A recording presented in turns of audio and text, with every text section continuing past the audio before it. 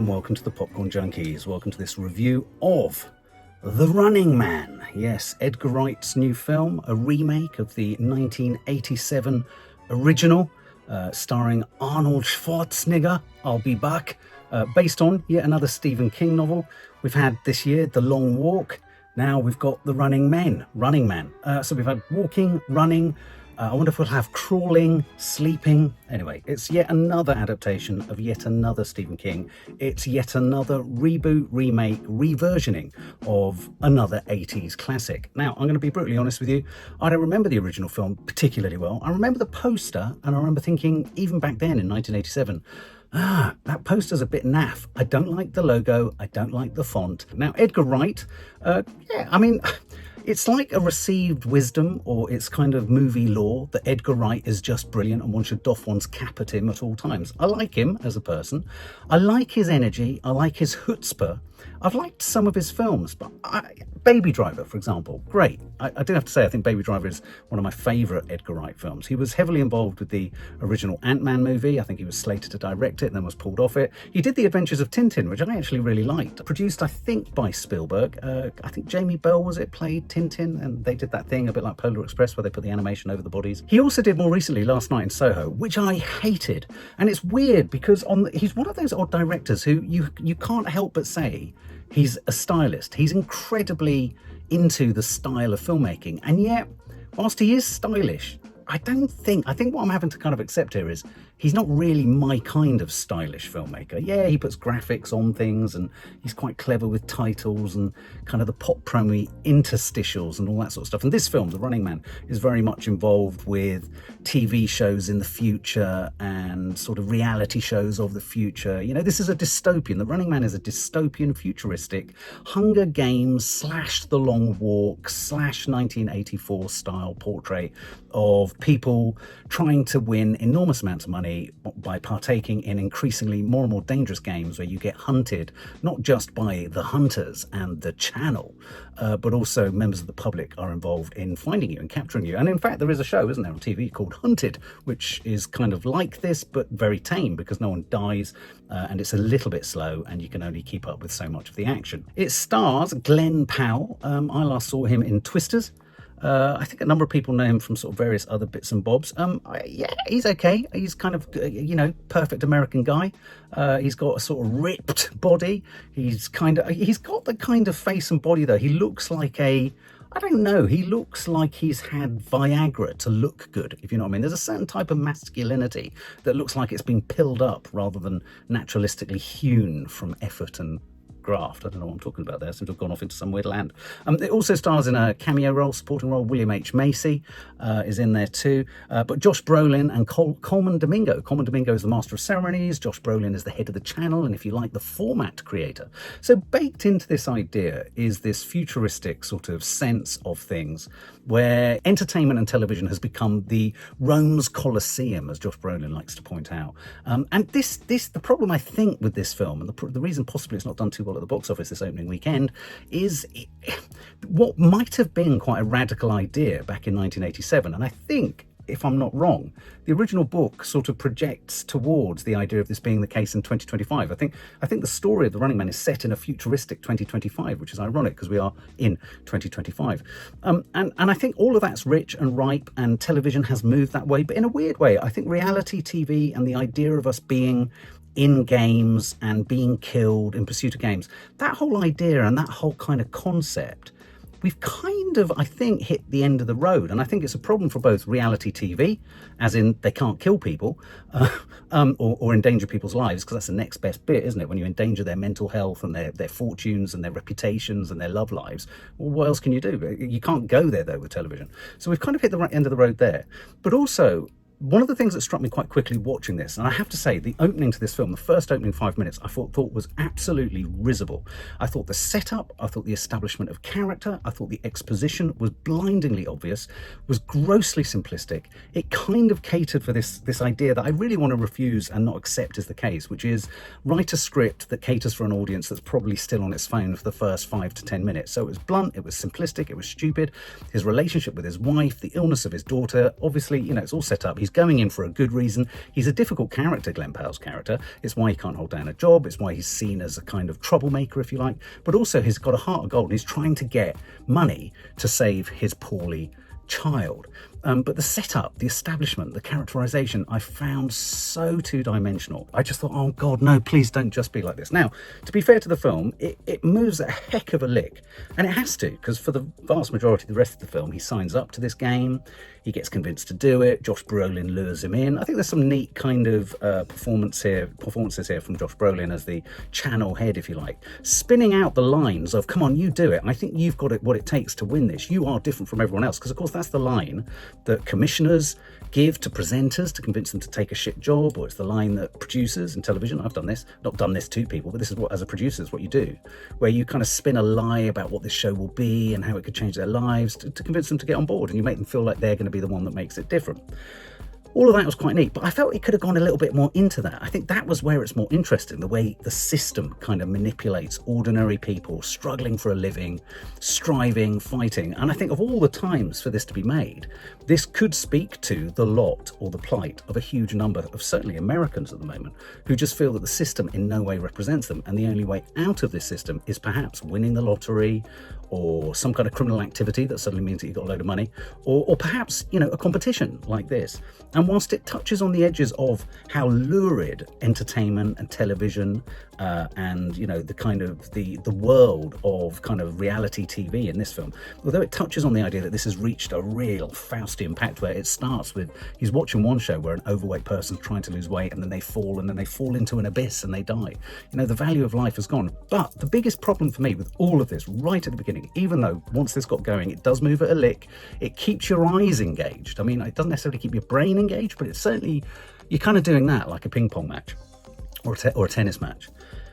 Most of the cleverness of what this film is riffing on has been done so well and in such detail and with such nuance and with such potentially even worse and more sinister ramifications and consequences in series like Black Mirror. I mean, Black Mirror has exhausted the reservoir, I'd say, of making dystopian films about the way in which our entertainment system and the way in which we consume content and how we appear in content, how that impacts and affects and destroys those who engage in it. I'm thinking of the Daniel Kaluuya, episode. I mean, there are just so many different kind of strands to this idea. And so this film felt, in a weird way, maybe this was intentional, maybe this is, again, part of what I have a problem with Edgar Wright. He's stylish, but in a weird way, it's like Edgar Wright's trapped in a 1980s type style, which is maybe why he stepped towards this as a project. It just felt dated. It not only felt dated in terms of the conceit, the dilemma, the enigma, the problem that our character finds himself in, but even the complexity of that problem seemed really simplistic when placed alongside the sophisticated narratives. And when I say sophisticated, I don't mean complicated, but just cleverer narratives of things like Black Mirror. I mean, Squid Game, for example. Squid Game has sort of taken things to such a ludicrous level. The Long Walk. I mean, this really is The Long Walk, just stripped and turned into a man running, really. So what could have been, and maybe was back then, and if given this treatment back in the 80s, could have been a real kind of radical revolutionary concept, and probably was in the book.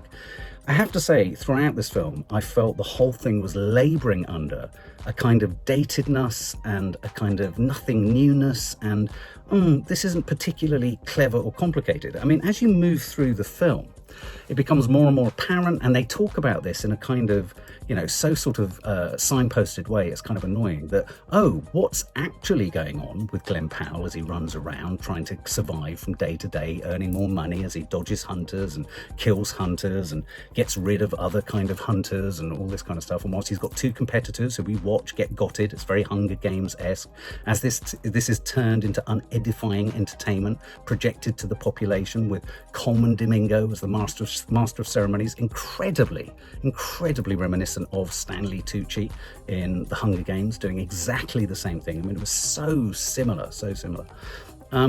They do touch on the fact that actually there comes a point in this where what they start to broadcast, or what Josh Brolin puts out as happening, is AI created and so doesn't relate to what's actually happening with Glen Powell on the ground, that the entertainment factor overtakes the literal factor of what's happening and how Glen Powell's surviving.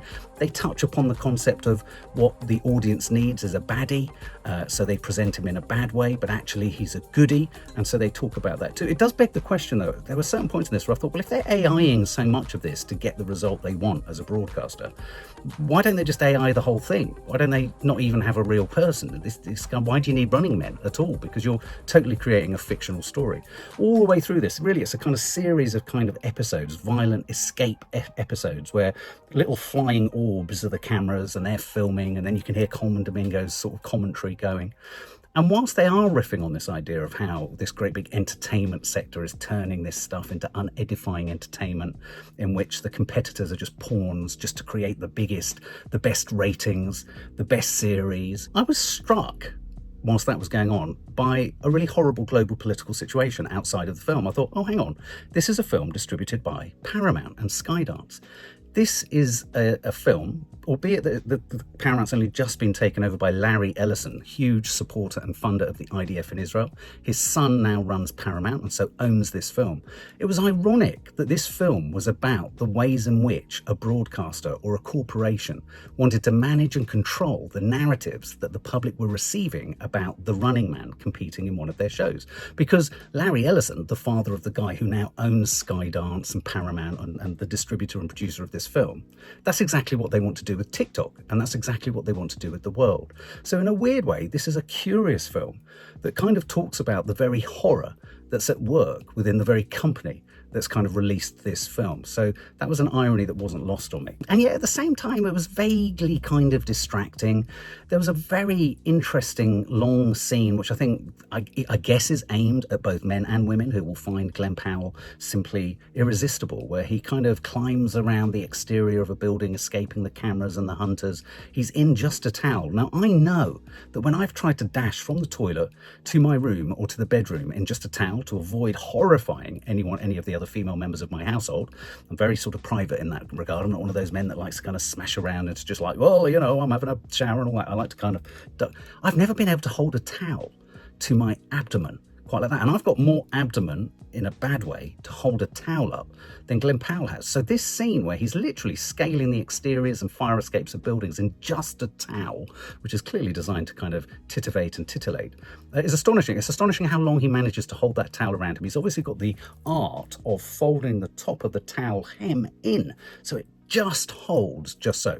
There is one moment where he has to take it off in order to clutch it in his fist and break a window, and therein lies the moment for everyone who wants to see Glen Powell's bottom. You get good Glen Powell bottom treatment in this. And then this just becomes a kind of really quite retro 80s style smash 'em up. You've got spy planes, you've got hunters everywhere, you've got, I mean, I didn't even feel it was as double crossy as I thought it could be. I thought at one point there's a woman that's kind of becomes his kind of fan, and she kind of realizes he's good, and then I thought she was going to double cross him at the end. It doesn't become even as complicated as that. It's quite straightforward. It's quite straight on the nose. It's given a sort of energy by Edgar Wright, but I find his energy already inherently dated. There's a neat cameo in there from Michael Cera. I think that was kind of one of the most mildly distracting sequences, where he's kind of got a booby-trapped house, and that was kind of inventive, where he's got electric floors and he uses a water pistol. It was very sort of, you know, that was kind of cool. It was very sort of Goonies-esque and Spielbergian and all the rest of it. But the very concept of this felt out of date. And you know, it felt like watching it was done it was almost, I think maybe it was too reverential to the 1980s idea of what 2025 would be. And I have to say, the basic fundamental flaw with this, and I think the reason it's not doing very well at the box office is A, I don't know how much of a draw Glen Powell is, but B, every single idea in this is quite simple, and we've seen so much more sophisticated explorations of these ideas, even in things like the Hunger Games, you know, the whole with all the zones and all the kind of different places, you know, the different groups and how they could be. I don't know, the world building in this felt very two-dimensional. It felt like it was just done and created just for the film. I didn't believe in it beyond it. It didn't have that Blade Runner-esque sense of a universe that spread way beyond this film. And I think Edgar Wright's about that. People talk about Edgar Wright as a cinephile, he's a cinema lover and all that, but I think he is, but he likes likes the kind of cinema that I never liked in the first place. I don't necessarily think there's something rich in the original Running Man to exploit, extract or remake. So all in all, it distracted in the same way that you're sat there kind of tired watching a game of tennis and it's a long rally, and because you've committed to watching the long rally, you're kind of more curious about how many times can they keep hitting the ball, so you keep watching it. And I'm sat there and I'm watching it, and I've still got a couple of minstrels left in my packet, so I carried on. But for me, it wasn't great. It wasn't nostalgic in a good way.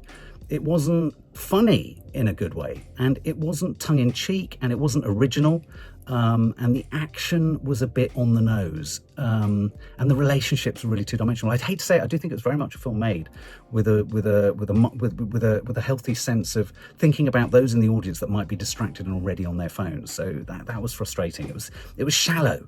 It was shallow, and I know it's only meant to be kind of surface stupidity, but it's got to be cleverer than this, and it just wasn't very clever, and it just felt a bit cheap and chuck away. And it cost 110 million to make, so it's not a cheap chuck away film, is it? If I was to score it, I'd probably give it 35 out of 100.